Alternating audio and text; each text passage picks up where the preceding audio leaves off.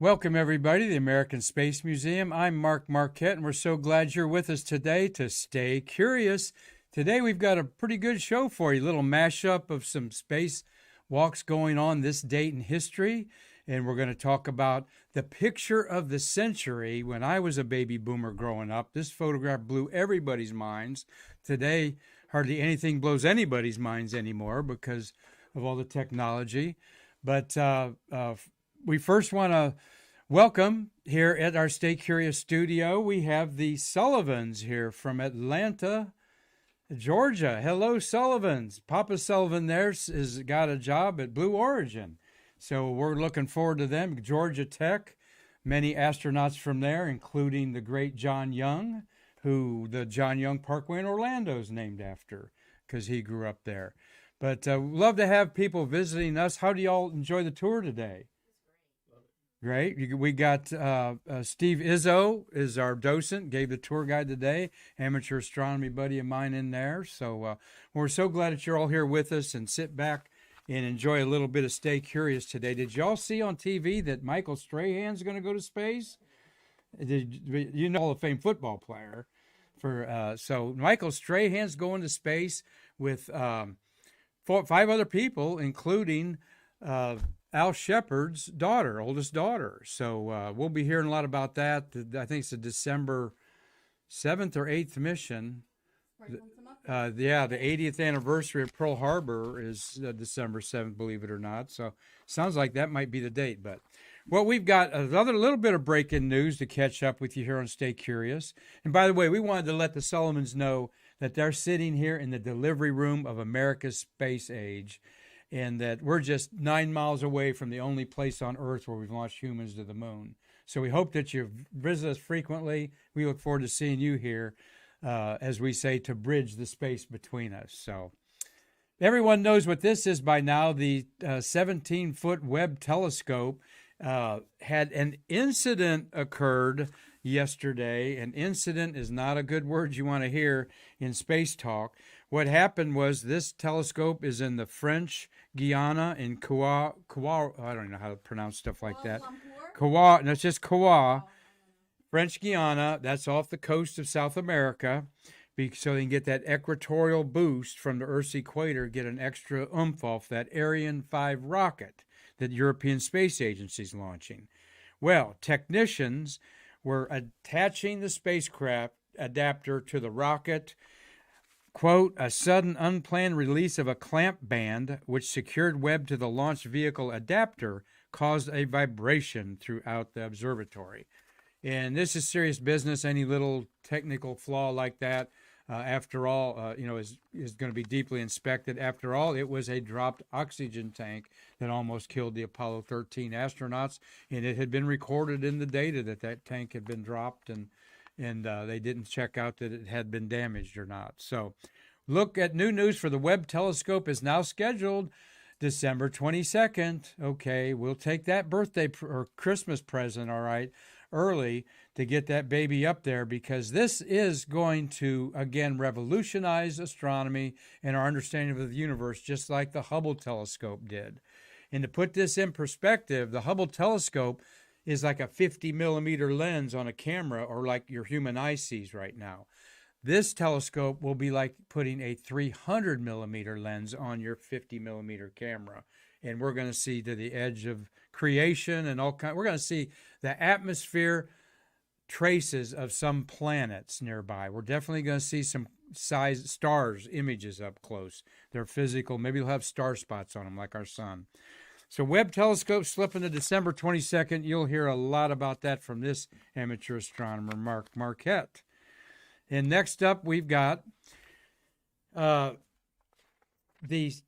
photo of the century. We've had many of those, but this photograph in 1966 blew the world's mind, Americans' mind, when it was first published, and it is of the crater Copernicus. And here is Copernicus. A sketch of it that an amateur astronomer made, Jean-Baptiste Feldman. And there's Copernicus on your moon just a day after first quarter. And this is so spectacular seeing this through a telescope like I have all my life, because it looks like this in a telescope. and a good photograph. Look at this is sunrise over Copernicus. That dark line is the Terminator. Nothing to do with Arnold Schwarzenegger, okay? It's completely light between night and day. And our Earth Terminator is when, Jessica? Sunrise and sunset. Sunrise and sunset. We're standing in the Terminator there. Jessica Galloway, our Trekkie Techie, running things today. Marty took a day off today. And we will, in fact, this is the last live show we'll see until next week, as we're going to celebrate the Thanksgiving holidays with everybody. So Copernicus is one of the most dramatic things you can see. I can start naming off features there that you see. But see that central peak? We didn't know if that was a volcano, but it's not. It's a mountain range caused by the impact of a meteor that hit the moon 1 billion years ago. It splattered that lava that was cooling off all over the moon. And that crater, the central peak in their mountains, is seen so dramatically here by Lunar Orbiter 2. All right, I'm going to take that off, is behind me here. Here is the picture of the century that was released by NASA to the public on November 22nd, 1966. I'm going to brighten it up for you, okay? Yeah, there you go. And the odd part of this picture of the century was the Lunar Orbiter 2 that was doing reconnaissance of the moon for Apollo landing sites in 1966 didn't shoot straight down. It took this photo about 120 miles south of the crater and 28 miles above it at a glancing view. They actually wasted energy, important thruster energy in the tanks to tilt it sideways so the cameras could do. The cameras were on a tripod, not a tripod, they were on a platform, because this was going 1,000 miles an hour around the moon, and you got to level out that trace from the speed. Any rate, technically challenged, and when this was released, no one had ever seen anything like this before, except where? Maybe in the western South mountains of America or around the world. It took the alien moon and brought us down to what the astronauts were going to see in this moon race with Russia. So I can't overestimate how this picture has played up through history. Life magazine called it the picture of the century, and the first oblique angle, what we called, published ever by NASA. The Copernicus Craters, named after the Polish astronomer Nicholas Copernicus, who was the first one brave enough to say that not everything's going around the Earth. In fact, we're going around the sun, and Mars and Venus are going around the sun. But that was blasphemy 500 years ago, imagine that, to say that, because it went against the doctrine and the dogmas of society at that time, established mostly by the Roman Catholic Church, that said the Earth is the center of everything. Copernicus given a very prominent crater by early astronomers mapping the moon for his place in history. So you'll be able to see Copernicus. The moon's going to third quarter, so it'll be about 2 weeks that you'll be able to see that again. And we'll probably feature that on Stargazer Mark's Backyard Astronomy on our Stay Curious, Star Curious episodes that we do on Monday. All right, let's mash up a little space history here, Jessica. Where on this exact date in space history, we have 2 spacewalks going on. All right, in this time frame. The first one in 1973, 48 years ago. This is Ed Gibson. And Ed Gibson, 84 years old, friend of ours here at the Space Museum. Hope to see him at an event soon now that we're opening up some of our events. And that's Ed Gibson doing a spacewalk on Skylab 4, the third crewed mission. Remember, Skylab 1 is the space station itself, except on the patches where marketing wasn't talking to engineering. All right, we had a show about that when we launched Skylab 4 last week. Well, they're going out and taking a picture. This picture is Gibson doing an EVA on November 22nd, all right? November 23rd. Extravehicular activity, thank you. And 12 years and then 12 years ago, which 1973 to 2006 is 36 years later, we have got Bob Satcher, all right, doing an EVA, the last African American to do an extravehicular activity. Flashing the peace sign there. You can see Bob's face inside his spacesuit there. This was one of two that he did. They replaced 2 micrometeoroid shields and orbital debris shields. How appropriate is that on the space station in November 23rd, 2009? Why I say appropriate, because we got a problem in space with the Russians exploding, or actually hitting a target satellite with another missile launched from the ground, hit an orbital satellite almost 300 miles high, and that debris does threaten the path of the International Space Station, as well as the 3 tachionauts on the Chinese Tiangong Space Station. We can't forget about them. So we got 10 people in space right now, 7 American, or not 7 Americans, 7 on the ISS and 3 on the Chinese space station. And they are threatened by this debris, a real crazy thing that's going to have some repercussions, I think, throughout the year here. Politically, I mean, probably too. However, the doors between the space stations, Russia and American segment, are open, all right? They can close that door and the Russians just stay on that side as long as they want, because they got their own docking port for the Soyuz to come up and get them. So imagine that, living, and I don't know if that's going to happen or not. I'm not saying that, but stay tuned. Mashing this space history, though, with Ed Gibson there doing a spacewalk. What was Ed doing? He was retrieving film, the data from the solar telescope. That was a very important mission of Skylab. They had a telescope system up there looking at the sun, and they had film. Was their data, their images were being recorded on. Now, our Atlanta friends here, you've got your teenage kids there. I'm not sure if they know what film is or not, but this is a roll of photographic film, and I'm not kidding. Okay, you kids know what this is? Okay, all right. Thank God. All right. Because I've developed tens of thousands of rolls, I guarantee you, of Tri-X film. And this is the silver halide sensitive side of film. And the other side is just the plastic backing that is put on with sprocket holes so it can go through your camera. Well, these canisters of film on the spacecraft, the Apollo era spacecraft, where they were like they're big. They're like the size of a couple gallon jug or something like that. And so Ed Gibson had to go out there and yank one out and put a couple more in there, and so that they could get data. And then they had to do another spacewalk to go get it before they came back after their 84-day mission. Satcher, he is, again, replacing micrometeoroid shields and actual shields that are on the space station to protect them at the sensitive areas. They don't mind if the solar panels get whacked off or something like that, but they do mind. But where the people are in those 7 segments, all the size of a bus, is where we're talking about. We're going to talk a little more about that as we move away from MASH and space history to real space history of yesterday on November 22nd, 1989. This spacecraft Discovery was launched with this crew. Dick Gregory, that's the comedian. Fred Gregory is on the right, the first African-American commander of a spaceship. And on the left is John Blaha, second of 5 missions. Sonny Carter is right there in the middle. And we lost Sonny Carter tragically in an airplane crash not too long after that. I'm looking to see when that happened.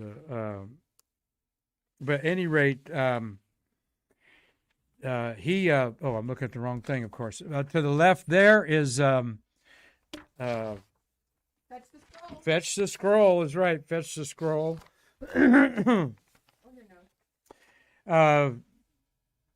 Story Musgrave and Kathy Thornton. That's Story in the middle. Story Musgrave's in the middle. His third of 6 flights. Kathy Thornton's overhead there. And Sonny Carter, his only space flight. He was tragically killed in a commercial plane crash in 91 while assigned to STS-42. So he unfortunately died 2 years after this. This, I want to show a couple unusual shots of STS-33. It was a Department of Defense mission, which means they're not going to tell you what happened on there. They deployed 1 or 2 top secret satellites. Kathy Story's been in our museum before. She had like 4 flights. It's cool that she was on a DoD mission because she touched the Hubble Space Telescope on a upgrade mission. Here is a corny photo of the crew. Every astronaut group does a corny photograph, and not sure what was behind this. All right, but we love Karen. Love Kathy's Army boots there. And Fred's a Marine. All right. So, and I forgot to mention, now's the time to mention, tomorrow we're going to have an interview with Fred Gregory, who's sitting there with the shades and the shorts on there. Bart Martindale did an interview with Fred Gregory at a hotel during the Hall of Fame, Astronaut Hall of Fame week, Veterans Memorial Day. This was when he interviewed Bart Martindale. Thank you for co-hosting occasionally for us on Stay Curious, and he's going to be our point man at Cape Canaveral. Marty Winkle and I are going to go out there and do some more shows with Bart. But he's got a great interview with Gregory that Trekkie Techie Jessica has spliced together and tuned up. So that's going to be our Stay Curious program tomorrow, Wednesday, and then we're going to take a break Thursday and Friday, and we're going to air some. We're going to pick yet one or two. We're going to pick one conversation for you to enjoy over the Thanksgiving holidays. So look forward to those repeats. And everyone loves reruns. I mean, how many times you seen reruns, right? We want more reruns. So we want you to watch us on Facebook, of course, YouTube, and Twitch. Like, share, subscribe, and follow us to get our numbers up for our wonderful nonprofit. But here's a spectacular photograph of the launch of STS-33 taken from a T-38 jet. Why do I know that? Because those are the only vehicles allowed to fly around space. They're being flown by astronauts, and the one in the back probably took this photo. And that is, I wonder what pad that is, Jessica. Let me see. Let me fetch the scroll here. I don't want to say the wrong pad. Fetch my shuttle scroll. Let's see here. 33. Aha, that is pad 39B, y'all. So, and look isn't that a gorgeous shot? I think we're going to use that a couple times more on Stay Curious. That need to be a background? That might be big enough for a background. We're also going to celebrate this date in the launch of STS-113 was launched 19 years ago today. They launched the backbone of the International Space Station and exchanged Expedition 5 and Expedition 6. Each 3 crew members got swapped out. 6 got taken up and 5 got taken down. And we're going to show you who they are in a minute. While we mean the backbone, we do mean the backbone of the space station that the other compartments were built off of. Launched in the early morning on a pillar of fire. I like that picture. That is a cool reflection there in the turn basin. And here is the 4-man crew of the very interesting. This was the final flight before the Columbia STS-107 reentry disaster. All right, that was in February of 2003. So November 2002, we have John Harrington. Let's see, the mission specialist there. That is Paul Lockhart. All right, is his second and last space mission. The commander sitting down on the right is the awesome Jim Weatherby. His 6th flight. He was the only shuttle commander for 5 flights. And boy, I respect the pilots that were one-time pilot and then a commander, because usually you're a pilot twice and then a commander. He was a one-time pilot and a 5-time commander. And you want to know how cool he is, Jessica? I do. Tell me. He's the drummer of the Max Q astronaut band. Is that the one we were going to have? No, they only play in Houston. It costs big bucks to fly them here for our Cosmic Masquerade Ball. That's John Harrington, but yeah, I want to meet Weatherby and hear him beat the skins somewhere for sure. But that's John Harrington, his one and only flight. He is a member of the Chickasaw Nation, the only Native American to fly in space. He's written a children's book. He's a good friend of Triple T, Travis Thompson, the lead of the White Room, and Travis promises we'll have John Harrington on Stay Curious one day. And then the other man we have there, they call him L.A. I was going to say A.L. They call him Lopez Allegra. Michael Lopez Allegra, his third of 4 missions there, a mission specialist. Those 2 guys did 3 EVAs together to put the backbone on the space station. And when they left, we want to show you the crew that they took up. 7 went up. Here's the other 3 that went up. And in the middle is Peggy Whitson, all right? And they took up Valerie, they exchanged Ken Bauer. This is the crew they brought down. I'm getting confused. Valerie Korzen's on the left, Peggy Whitson in the center, and Sergei Trishkova on the right. And they were up there for a 6-month Expedition 5 mission. Peggy was the commander at one. Goes up again and becomes a commander. She wasn't a commander this time. She spent 667 days in space, the most by any NASA astronaut. Peggy Whitson retired from NASA, but she is going to fly in space again a year from now, in the fall of 2020. She's going to be the commander of the Axiom Space Company's space flight on a SpaceX Crew Dragon. I don't know why she wants to go up in space again, but boy, she's going to be commanding this with John Schaffner as the pilot, and they're going to choose 2 mission specialists. 4 people will go up on that Crew Dragon. One may be the winner of a TV reality show on Discovery called Who Wants to Be an Astronaut? Now, who can tell me about that? That sounds pretty, I don't know. I'll make some phone calls. All right, Jessica, get her people looking on that there for us on there. So, by people, I mean Siri. And so we're keeping you curious out there, folks. Where else are you going to hear this good stuff? This is the crew they took up, Expedition 6. A great guy left, Don Pettit. They're all great guys, Marty's going to tell me. But Don Pettit is quite a character, a very practical, scientific guy. He looks at stuff and takes it apart and then builds it better. He invented a cup in space, a coffee mug, where the liquid curls around the cup like it does in space and crawls out. It looks like a gravy boat dish is what it actually looks like. And he came up with that idea to drink things out of a cup in space.